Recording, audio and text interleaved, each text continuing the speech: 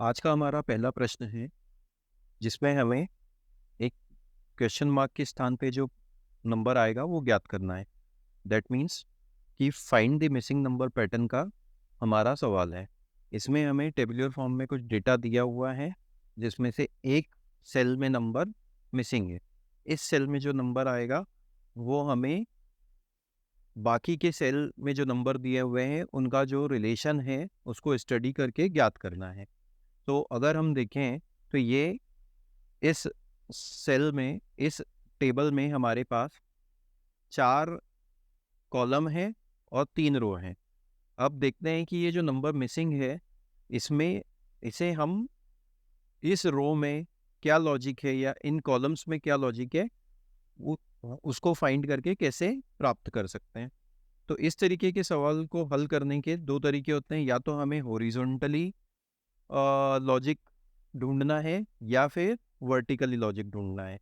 ये पहला ट्रिक रहता है। दूसरा ट्रिक ये रहता है कि जब भी हम इस तरीके के सवाल करें तो हमें ये देखना है कि सब नंबर्स में आपस में डिफरेंस कितना है। अगर डिफरेंस काफ़ी कम है तो फिर हम एडिशन या सब्ट्रैक्शन पे जाते हैं, और अगर डिफरेंस काफ़ी ज़्यादा है तो फिर मल्टीप्लिकेशन या स्क्वायर या क्यूब में जाते हैं।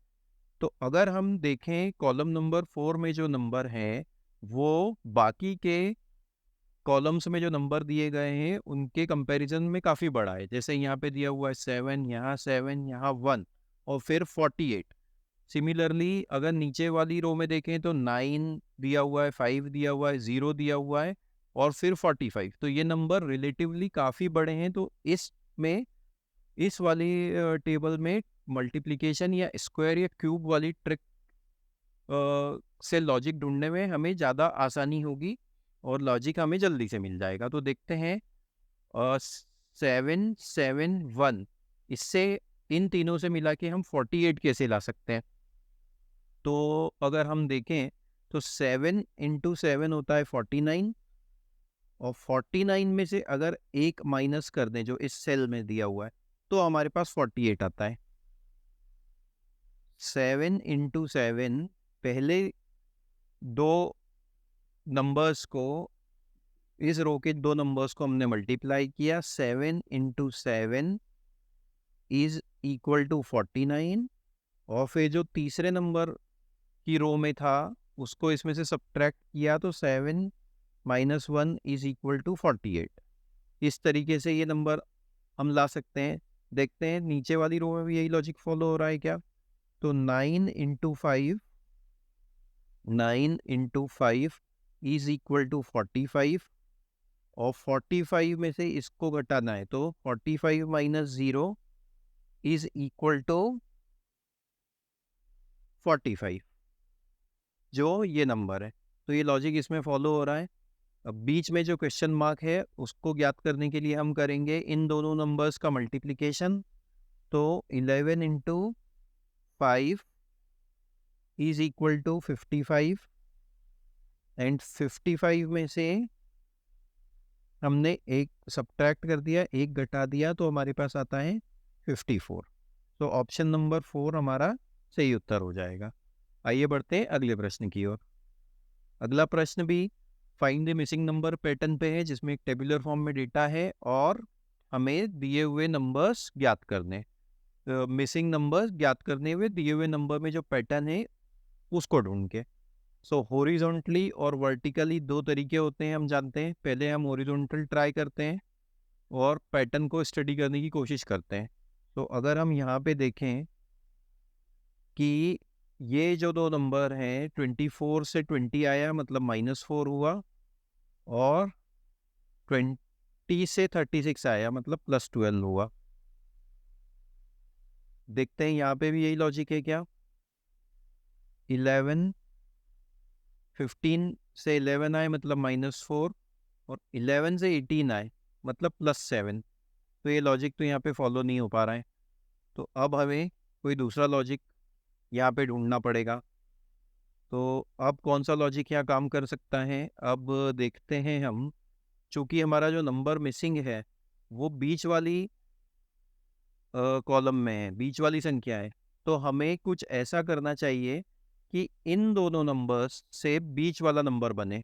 मतलब कि जैसे फॉर एग्जांपल पहली रो में 24 है और दूसरी रो में 36 है, तो इन दोनों 36 और 24 से मिला के हम 20 कैसे ला सकते हैं? तो 24 और 36, तो अगर हम इन दोनों को ऐड कर दें तो हमारे पास आता है 60, और 60 से 20 लाने के लिए हमें करना पड़ेगा 3 से भाग, 3 से डिवाइड, तो 20 आता है। देखते हैं ये लॉजिक हमारा क्या सेकंड रो में काम करेगा। तो हमने क्या किया था, पहली रो में जो संख्या थी उसको और तीसरी रो में जो संख्या थी उन दोनों को ऐड किया था, तो वो है 15 प्लस 18, तो ये कितना होता है 33। और जो हमारे पास इसका रिजल्ट आया था हमने उसे 3 से डिवाइड किया था। देखिए दोस्तों, हमने पहले पे भी पहले वाली रो में भी 3 से डिवाइड किया था, तो दूसरी वाले रो में भी हम सेम लॉजिक लगाएंगे और 3 से डिवाइड करेंगे। तो हमारे पास आता है रिजल्ट 11, 11 मैच कर रहा है, तो लॉजिक ये काम कर रहा है। हमने क्या किया है, पहली और तीसरी संख्या को जोड़ा है और जो जोड़ के बाद रिजल्ट आया उसको 3 से डिवाइड किया है।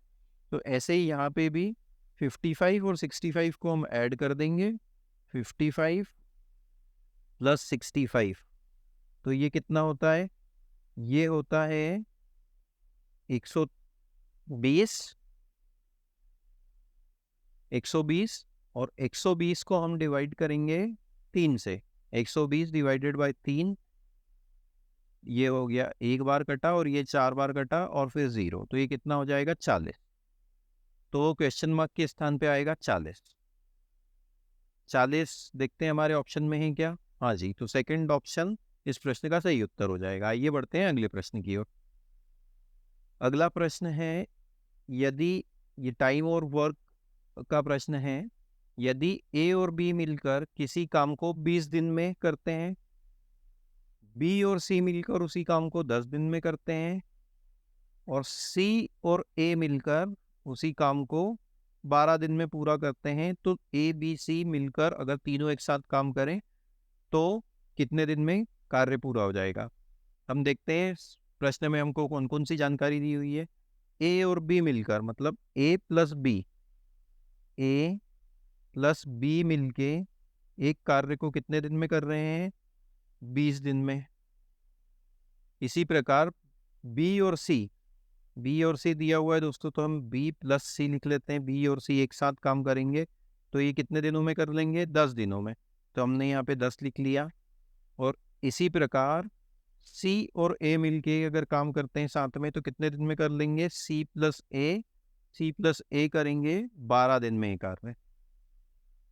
तो अब हमें ये देखना है कि अगर ये ए बी सी तीनों एक साथ काम करेंगे तो कितने दिन में ये कार्य पूरा हो जाएगा। ए प्लस बी प्लस सी करेंगे तो कितने दिन में ये कार्य पूरा हो जाएगा।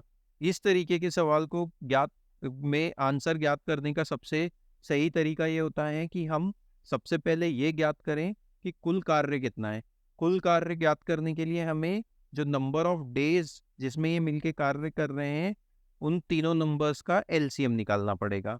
तो ये एलसीएम कितना होगा, 20, 10 और 12 का एलसीएम कितना होगा, 20, 10 और 12 का एलसीएम होता है दोस्तों, हम जानते हैं 60। तो टोटल 60 कितना, 60 यूनिट हमारे पास टोटल वर्क है, 60 यूनिट हमारे पास टोटल वर्क यूनिट है। सो ए प्लस बी 20 दिन में ये कार्य करते हैं, 20 डेज में। 60 यूनिट वर्क कितने दिन में करते हैं, 20 दिन में। तो इन दोनों की पर डे की एफिशिएंसी कितनी होती है, 3 यूनिट्स पर डे। 60/20, 60/20 से आया ये। सिमिलरली बी प्लस सी ये 60 यूनिट कार्य 10 दिन में करते हैं, 10 डेज में। तो इनकी एफिशिएंसी कितनी हो जाएगी, 60/10 मतलब 6 यूनिट्स पर डे। बी और सी साथ में मिलके 6 यूनिट्स पर डे का कार्य करते हैं। और इसी प्रकार सी और ए जब मिलके काम करते हैं तो इनकी पर डे की एफिशिएंसी कितनी हो जाएगी, 60/12 मतलब 5 यूनिट्स। सो सी और ए मिलके 5 यूनिट्स पर डे काम करते हैं। अब हमें a प्लस बी प्लस सी का मान ज्ञात करना है। तो हमारे पास क्या है डिटेल में? हमारे पास डिटेल में है a प्लस बी की जो एफिशिएंसी है वो 3 यूनिट है, 3 यूनिट्स। बी प्लस सी की एफिशिएंसी है 10 यूनिट, 6 यूनिट्स। और सी प्लस ए की एफिशिएंसी है, सी प्लस ए की एफिशिएंसी है 5 यूनिट्स। हम इन तीनों को जोड़ देते हैं तो आप देखेंगे कि ए 2 बार आया है, एक बार यहाँ पे, एक बार यहाँ पे। सिमिलरली बी 2 बार आया है, एक बार यहाँ पे, एक बार यहाँ पे। और सी भी 2 बार आया है। तो ये टोटल कितना हो जाएगा? 2a plus 2b plus 2c is equal to इन तीनों का जोड़, इन तीनों का सम। तो ये हो जाता है, इन तीनों का सम कितना है दोस्तों? इन तीनों का सम होता है 14। So 2a plus 2b plus 2c is equal to 14। अगर मैं इसमें से 2 कॉमन निकाल लूँ तो कितना हो जाएगा?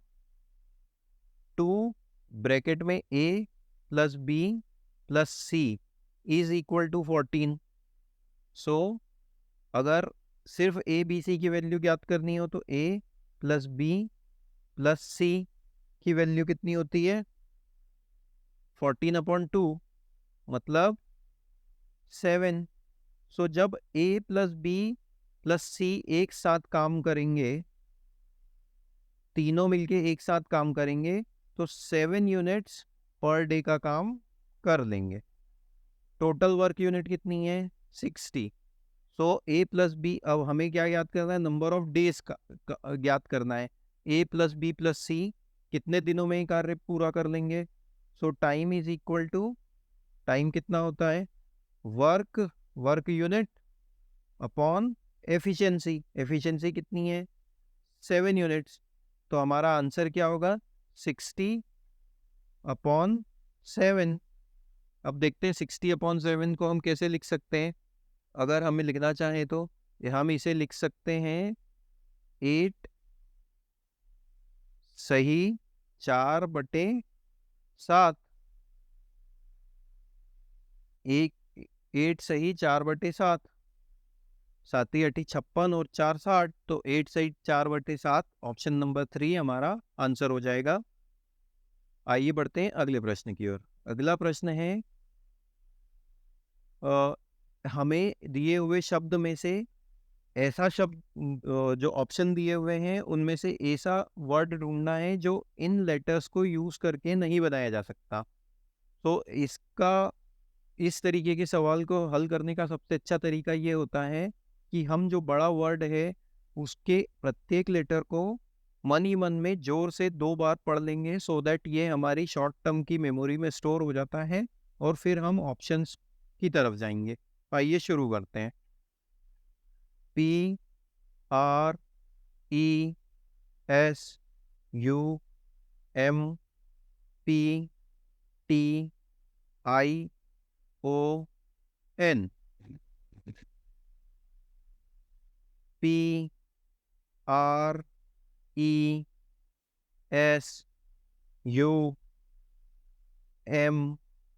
PRESUMPTION। चलिए आंसर्स, ऑप्शंस की ओर चलते हैं। सो टी हमने पढ़ा है, आई हमने पढ़ा है, ई हमने पढ़ा है, आर हमने पढ़ा है। तो ऑप्शन 1 नहीं हो सकता। सिमिलरली अब सेकंड नंबर के ऑप्शन पे चलते हैं। पी हमने पढ़ा है, ओ हमने पढ़ा है, एम हमने पढ़ा है, पी भी हमने पढ़ा है जो 2 बार आया था। ओ, यहाँ पे ये जो ओ है ये दूसरी बार आया है। तो इसका मतलब ये हुआ कि ये वाला वर्ड इससे नहीं बन सकता, क्योंकि हमारे पास ऊपर वाले वर्ड में लेटर ओ सिर्फ एक ही बार है। सो ऑप्शन नंबर 2 इस प्रश्न का सही उत्तर हो जाएगा। आइए बढ़ते हैं अगले प्रश्न की ओर। एक आदमी, ये रेशो का सवाल है, एक आदमी अपनी मासिक आय का एक हिस्सा खर्च करता है और बाकी बचाता है। ठीक है। उसके व्यय का बचत से अनुपात 61/6 है। उसके व्यय और बचत का अनुपात। हम जानते हैं कि जो टोटल इनकम होती है, सिंपल लॉजिक है कि जो टोटल इनकम है किसी भी व्यक्ति की, वो दो हिस्से, उसमें दो हिस्से, उसके दो हिस्से हो सकते हैं। एक होता है एक्सपेंडिचर और दूसरा होता है सेविंग्स। कि उसने किसी व्यक्ति ने पूरा जितना पैसा कमाया उसका एक हिस्से को वो खर्च करेगा अपनी ज़रूरतों पे और दूसरे हिस्से की बचत होगी। ये अगर हम इस लॉजिक को शुरू से ध्यान रखेंगे तो इस तरीके के प्रश्न हल करने में हमें कभी भी कोई समस्या नहीं आएगी। अब प्रश्न में चलते हैं। तो ये जो व्यक्ति है, इसका व्यय का बचत से अनुपात, व्यय मतलब खर्च, सो खर्च को हमने बोला एक्सपेंडिचर, और बचत मतलब सेविंग, सेविंग को हम एस लिख देते हैं। तो ये अनुपात कितना है? 61/6। मतलब कि उसने वो जितना भी कमाता है उसमें से 61 के रेशो में वो खर्च कर देता है, एक्सपेंडिचर है उसका, और बाकी का 6 के रेशो में वो सेव कर देता है। सो अगर ऐसा है तो उसकी टोटल इनकम कितनी होगी? अभी हमने फॉर्मूले में देखा टोटल इनकम क्या होती है। टोटल इनकम होती है एक्सपेंडिचर प्लस सेविंग। तो एक्सपेंडिचर है उसका 61 और सेविंग कितनी है 6, तो टोटल इनकम कितनी हो गई 67 अनुपात। ठीक है, टोटल इनकम 67 हो गई। अब हमें दिया हुआ है कि टोटल इनकम मॉनेटरी टर्म्स में कितनी है। Total income in monetary terms is equal to कितनी है 8710। सो 8710, सो ये उसकी टोटल इनकम हो गई। अब हमें ये देखना है कि हमें रेशो से उसकी मासिक बचत ज्ञात करनी है। तो अब ये क्या होगा, जो उसकी टोटल इनकम 67 यूनिट्स, हम इसको बोल देते हैं क्योंकि हमने तो अनुपात से निकाली थी। तो 67 units is equal to 8710। 67 units is equal to 8710। अगर हमें एक यूनिट निकालनी हो इसमें से तो एक यूनिट कितनी होगी, यहाँ पे से हम 67 को इक्वल के साइन के दूसरी तरफ ले जाएंगे, चूंकि ये यहाँ मल्टीप्लाई हो रहा था तो इधर आके डिवाइड हो जाएगा। सो 8710 अपॉन 67। अब हमें इसे हल करना है। 67 एक प्राइम नंबर है, अभाज्य संख्या है, तो ये पूरा कटेगा। तो 67 से अगर 8710 को काटें तो ये होता है, शुरू के दो डिजिट होते हैं 87, तो ये एक बार कट गया, बाकी बचते हैं 20। 20 को हमने कैरी किया तो फिर ये हो जाता है 20 और आगे है 10। 67 से अगर 2010 को काटें तो 67 इंटू 3 करेंगे तो आता है 201, तो ये हो जाएगा 3 और फिर आ जाएगा 0।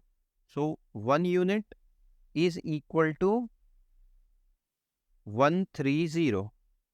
अब हमसे क्या पूछा है, उसकी मासिक बचत राशि कितनी। बचत को हमने देखा था वो किस रेशो में है 6 है।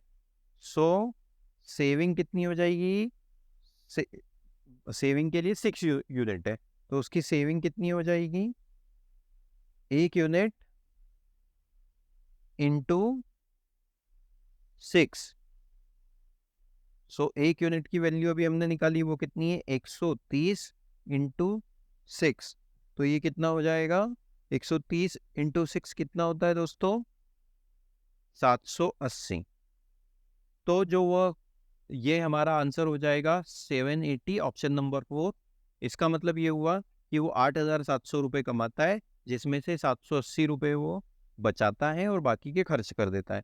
आशा करते हैं कि आपको ये हमारा कार्य पसंद आ रहा होगा। आप कृपया करके हमारे चैनल को सब्सक्राइब करें और और वीडियो को शेयर करें। आइए बढ़ते हैं अगले प्रश्न की ओर।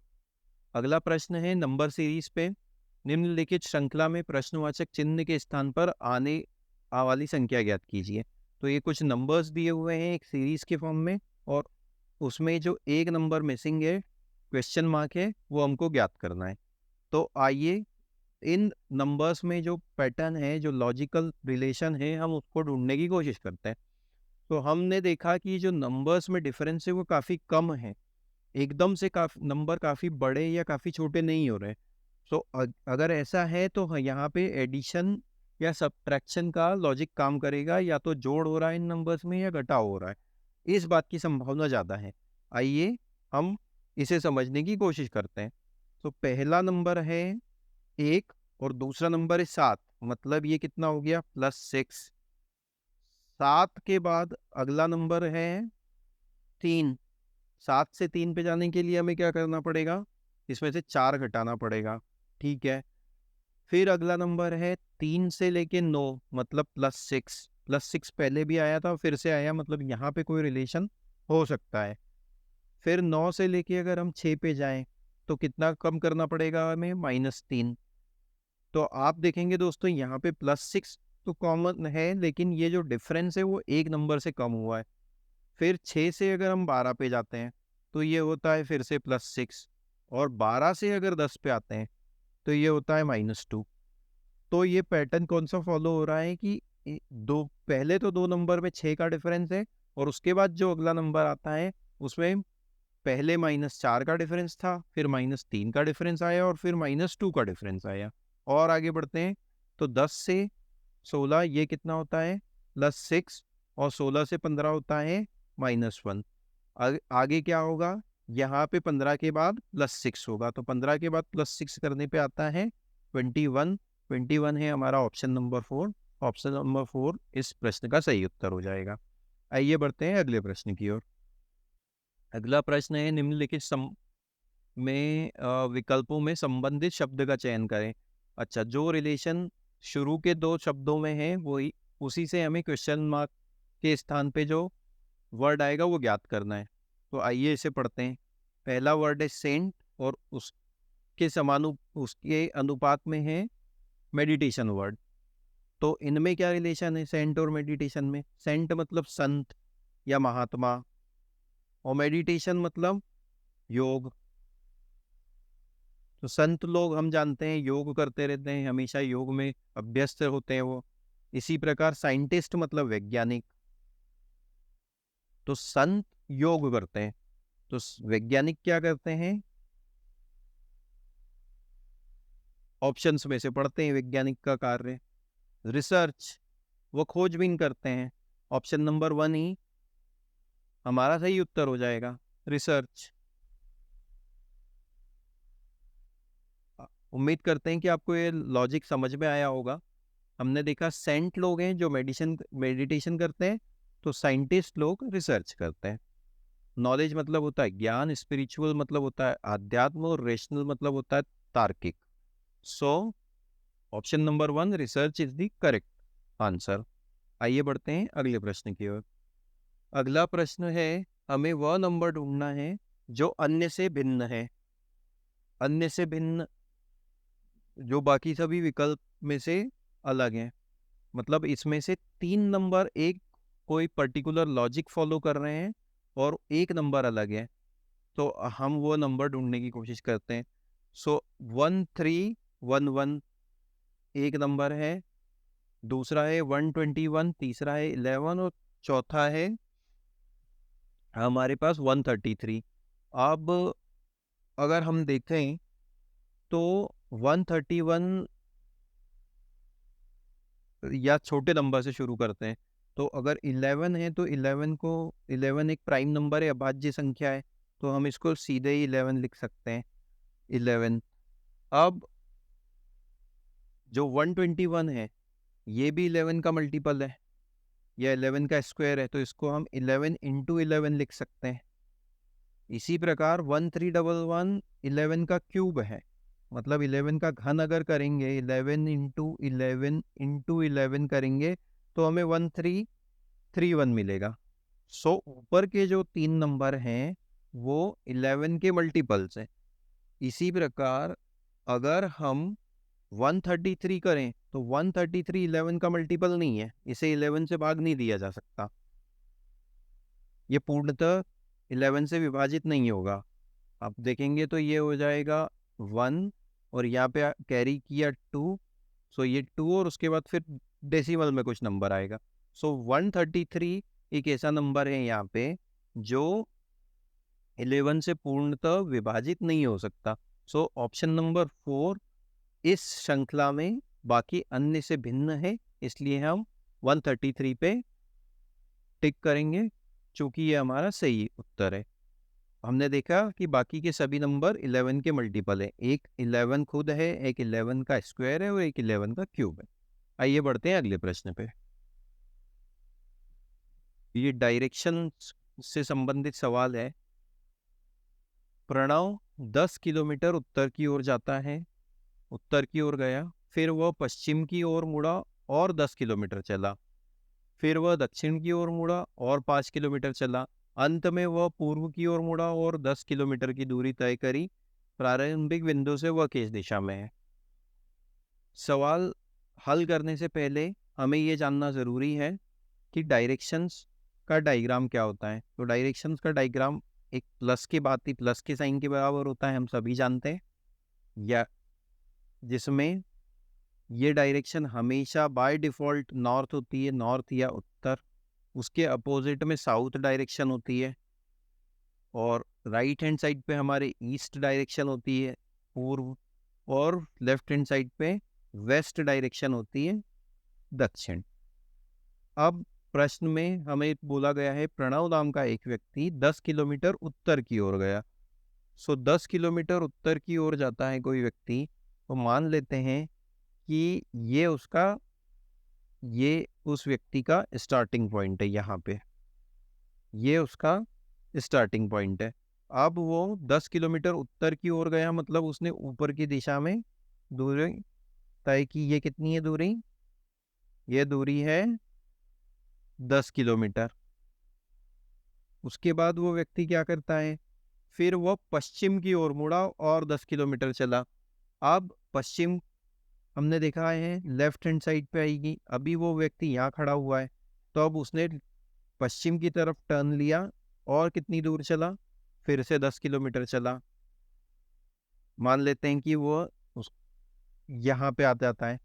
उसके बाद क्या करता है, फिर वह दक्षिण की ओर मुड़ता है। दक्षिण मतलब नीचे, साउथ की तरफ, साउथ की तरफ मुड़ा और 5 किलोमीटर चला। अब वो 5 किलोमीटर पे यहाँ पे आके रुकता है। अंत में वह पूर्व की ओर मुड़ा। अब वो फिर से पूर्व की ओर मुड़ता है और 10 किलोमीटर चलने लग जाता है। तो अब ये यहाँ से उसने ईस्ट में फिर से चलना शुरू किया और 10 किलोमीटर चल गया। ये वाली दूरी कितनी थी? 5 किलोमीटर। अब हमसे प्रश्न में पूछा है प्रारंभिक बिंदु से वह किस दिशा में है। अब वो प्रारंभिक बिंदु उसका ये है और अभी वो यहाँ पे खड़ा हुआ है। सो ये प्रारंभिक बिंदु के रिलेशन में, संदर्भ में देखें तो वह व्यक्ति उत्तर दिशा में खड़ा हुआ है, क्योंकि ये यहाँ से ऐसे ऊपर की तरफ है। तो इस प्रश्न का सही उत्तर हो जाएगा option number 2, Uttar Disha. I hope आपको सवाल समझ में आया होगा। पहले वो यहाँ से शुरू हुआ, 10 किलोमीटर चला, फिर उसने बाईं मुड़ा, फिर 10 किलोमीटर चला, फिर वो दाएं मुड़ा और 5 किलोमीटर चला, और फिर वह पूर्व की ओर मुड़ा और फिर 10 किलोमीटर चला। तो अब यहाँ पे फिर से खड़ा हुआ है, तो उत्तर दिशा की तरफ वह प्रारंभिक बिंदु से वो उत्तर दिशा की ओर है। आइए बढ़ते हैं अगले प्रश्न में। अगले प्रश्न में हमें अल्फ़ाबेटिकल सीरीज को पूरा करना है। इस सीरीज को पूरा करने से पहले हमें हमेशा ये 2 लॉजिक जो हमेशा हम डिस्कस करते हैं वो फॉलो करने चाहिए। तो पहला लॉजिक जो बोलता है वो है कि हमें नंबर ऑफ लेटर्स काउंट करने हैं। तो नंबर ऑफ लेटर्स है 1, ब्लैंक स्पेस को भी काउंट करना है, 2, 3, 4, 5, 6, 7, 8, 9, 10, 11, 12, 13, 14, 15, 16, 17, 18 18 की ये सीरीज है। अब इसको हल करने के अलग अलग तरीके हो सकते हैं, या तो ये 6 × 3 में हल होगी, या 3 × 6 में हल होगी, या फिर 2 × 9 में हल होगी, या 9 × 2 में हल होगी। कुछ कुछ सीरीज ऐसी होती हैं जो इनमें हल भी नहीं होती है, वो हम किसी प्रश्न में डिस्कस करेंगे। दूसरा जो सबसे महत्वपूर्ण ट्रिक होता है वो ये होता है कि जो नंबरों का समूह है वो कहाँ पे नंबर ज़्यादा एक दूसरे के पास दिए हुए हैं। तो हमने यहाँ देखा GEEF, फिर यहाँ पे GG, यहाँ पे EE, और यहाँ पे GGG दिए हुए हैं। अब अगर हम इनके रिलेशन को बिल्कुल ध्यान से पढ़ें तो हम देखते हैं कि ये सीरीज ई से शुरू हो रही है और उसके बाद ट्रिपल जी पे ख़त्म हो रही है, और जबकि ई के बाद जो पहली गैप है उसके बाद जी आ रहा है। मतलब कि आखिरी में जी 3 बार आया और पहली बार में जी 1 बार आया। तो इस बात की संभावना ज़्यादा है कि यह सीरीज इस तरीके की होगी, जैसे कि A, B, C, AA, BB, CC और AAA, BBB, CCC।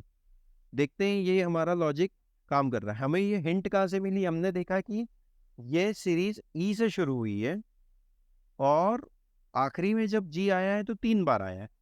एक साथ अगर कोई लेटर 3 बार आया है तो ये सबसे बड़ा इंडिकेशन है कि यह सीरीज इस तरीके का पैटर्न फॉलो कर रही हो। क्योंकि हमने देखा कि ई के बाद जब इसमें एक की गैप के बाद फिर से जी आता है, मतलब कि यहाँ पे ई और एफ अगर हम यहाँ लिख दें, मान लेते हैं थोड़ी देर के लिए, तो ये होता है EFG। और इसी प्रकार आप देखेंगे यहाँ पे डबल जी दिया हुआ है और आखिरी में ट्रिपल जी दिया हुआ है। दूसरा इस तरीके की सीरीज को सॉल्व करने का तरीका ये होता है कि हम ऑप्शंस में जाएं। तो ऑप्शंस में अगर आप देखेंगे तो सिर्फ एक ऑप्शन ऐसा है जो जी से शुरू हो रहा है, मतलब पहले स्थान पे जी आने की संभावना प्रकट कर रहा है। अगर हम यहाँ पे जी रख देंगे तो ये हो जाएगा EGG। एफ तो फिर कहीं आया ही नहीं, तो इस बात की संभावना काफ़ी कम है कि ऑप्शन नंबर 3 इसमें आए, तो हम इसे काट देते हैं। ऑप्शन नंबर बाकी के बचे हुए ऑप्शन में हर जगह एफ दिया हुआ है, तो अगर मैं यहाँ पे एफ रख दूँ तो ये हो जाता है EFG। सिमिलरली अगर यहाँ पे डबल ई है और यहाँ पे डबल जी है और एक का गैप दिया हुआ है, तो मैं अगर यहाँ पे भी एफ रख दूँ तो ये हो जाएगा EFG। और आगे अगर मैं बढ़ूँ तो यहाँ पे दिया हुआ है ट्रिपल जी, अगर मैं यहाँ पे एफ रख दूँ तो एक एफ पहले से और एक एफ यहाँ रख दूँ तो ये हो जाएगा ट्रिपल एफ और ट्रिपल जी, और एक ब्लैंक स्पेस और बचता है तो हम उसमें ई रख देते हैं। तो हमारा आंसर क्या हो जाएगा? FFEFF, जो कि हमारे पहले नंबर के ऑप्शन में दिया हुआ है। उम्मीद करते हैं आज के ये सवाल आपको पसंद आए होंगे। कृपया करके हमारे चैनल को सब्सक्राइब कीजिए और वीडियो को शेयर कीजिए। Thank you.